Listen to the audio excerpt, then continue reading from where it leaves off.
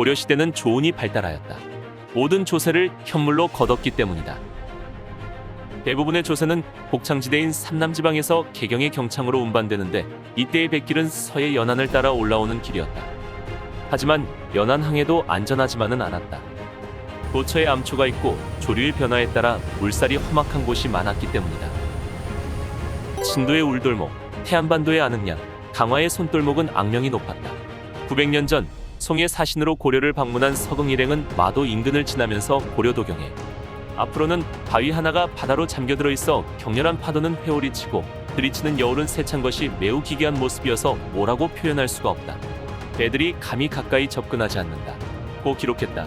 이는 사신단 일행 역시도 연안항해가 어려웠음을 기록하고 있는 것이다. 배들의 무덤으로 불린 이곳은 모든 조은선이 지나가야 하는 길목이어서 피해갈 수도 없었다.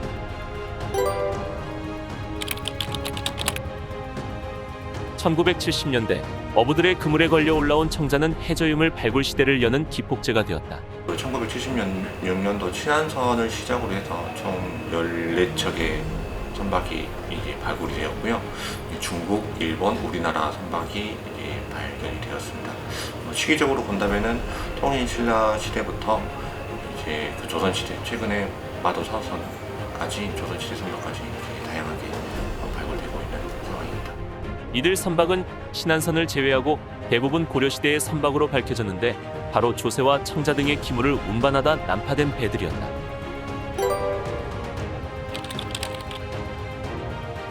신안선은 발굴 당시부터 세계적인 관심사였다. 중세 해양 시루크를 그대로 보여주는 동북아를 대표하는 무역선입니다.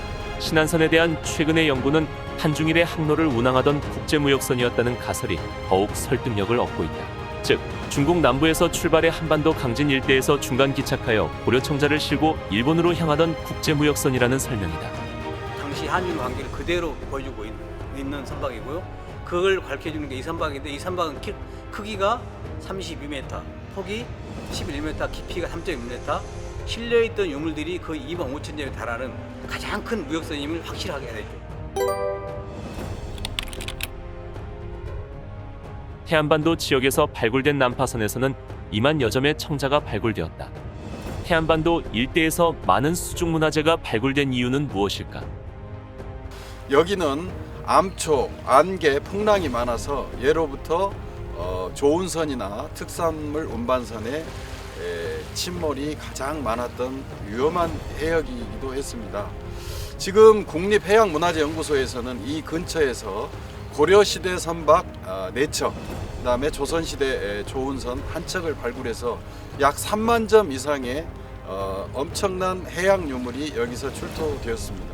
기물들은 곡물과는 달리 갯벌 속에서 그 형태가 잘 보존될 수 있었기 때문에 수많은 청자가 발굴될 수 있었던 것이다. 국립해양문화재연구소는 지난 2013년과 14년에 걸쳐 인천 영흥도 앞바다에서 수중 발굴을 진행하였다. 제가 있는 곳은 인천 영흥도 앞바다입니다. 저 앞바다에서 고선박 한 채가 발굴되었습니다. 이곳에서 발견기 때문에 영흥도 손이라고 명명되었는데 조사해본 결과 통일신라 시대의 배로 발견되었고 지금까지 국내에서 발견된 난파선 중에 가장 오랜 시기의 배로 추정되고 있습니다. 선체 내부에서는 독이 6점과 철제 솥 12점, 동제 용기 1점, 사슴뿔 2점이 확인됐다. 영흥도선은 우리나라에서 가장 오래된 수중에서 바닷속에서 이제 발굴된 배 중에서는 가장 오래된 것으로 이렇게 보이고 8세기의 통일신라 시대 선박으로 이렇게 보여집니다. 영흥도선이 특히 주목받는 이유는 배의 형태가 특이하기 때문이다. 그 근거로 그동안 국내 바다에서 인양된 14척의 선박 중 선형이 가장 독특하다는 점이다. 영흥도선은 한선의 구조적 특징인 배바닥이 평평한 평저선과 대양항해에 적합한 첨저선의 중간 정도 모양을 하고 있다. 영흥도선 같은 경우에는 중앙 부분을 거의 다 이렇게 통나무를 이렇게 파내가지고 약간 통나무 가공 형태를 이렇게 보이는 것을 좀 특징으로 할 수 있습니다. 이런 그 가공 형태는 안하츠선과도 굉장히 좀 흡사하고요. 영흥도선은 장보고가 활약하던 시기인 통일신라 시대에 제작된 것이다. 영흥도선의 형태는 첨저선으로 발달하는 초창기로 중첨저선에 해당하는데 장보고 선단은 바로 이러한 선단으로 황해를 오가며 해상왕국을 건설하였던 것이다. 영흥도선이 국제무역선일 가능성이 높은 것은 배에서 발견된 유물에서도 알 수 있다. 유물 중에는 황칠이 있었는데 황칠은 한반도에서만 자생하는 황칠나무에서 채취한 최고급 도료이다.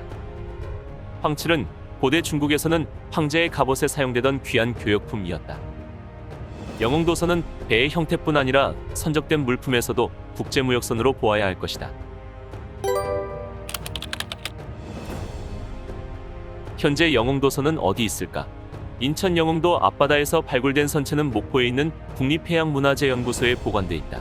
2013년부터 물속에 넣어 염분과 철분을 빼는 작업을 진행 중이다.